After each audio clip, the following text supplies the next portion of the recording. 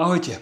Akurát si čistím pohár, budem v ňom uchovávať pesto, ktoré si vyrobím, ale umývačka ho neumýla poriadne. A tak, keď nám niečo umývačka neumie poriadne, tak to musím umyť v rukách. Buď používame kefku, alebo používame lufu. Namiesto hubky klasickej plastovej, ako poznáte, tak používame takúto lufu. Lufa je vlastne tekvica, takže umývame riady s tekvicou. Čo je úžasné na tejto lufe, že vydrží naozaj veľmi dlho. Ja tento kúsok používam už niekoľko mesiacov, je to na ňom vidieť, preto som sa rozhodol, že si dnes vyrobím nový kúsok.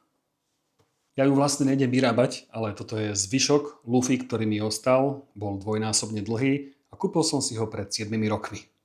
Takže takto dlho vám vydrží lufa. Určite sa oplatí si ju kúpiť. Jednoducho chytím nožnice, odstrihnem koľko potrebujem, potom povysávam. Túto lufu si odložím, uvidím ju najskôr opäť za niekoľko mesiacov. Lufu jednoducho namočím do vody.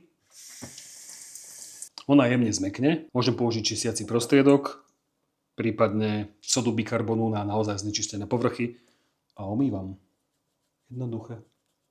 No a čo je na nej najviac super je to, že nesmrdí. Nesmrdí v porovnaní s tými plastovými hubkami, s tými farebnými, ktoré majú mikrospory, do ktorých keď sa dostanú baktérie, tak to tam začne kvasiť a potom to strašne smrdí. A častokrát ju preto ľudia vyhadzujú a najmä aj preto, že sa začne trhať a už neplní tú svoju funkciu.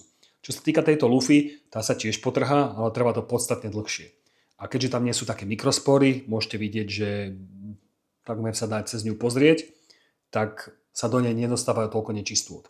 Jednoducho, keď uschne, tak ju stačí požmoliť v rukách, to čo tam je, tak povypadáva, prípadne ju preprať a naozaj ľahko sa to odtiaľ tie nečistoty dostanú von. Takže za mňa je toto super vec. Už sa teraz pekne nafúkla kvôli tej vode. No a môžeme pár mesiacov veselo umývať. Poznáte lufu? Napíšte mi do komentára. A díky za zhliadnutie a majte sa pekne. Kam idem? Ja ešte vlastne musím pomývať ten pohár. Ako kryštál. A nejedzte zvieratka.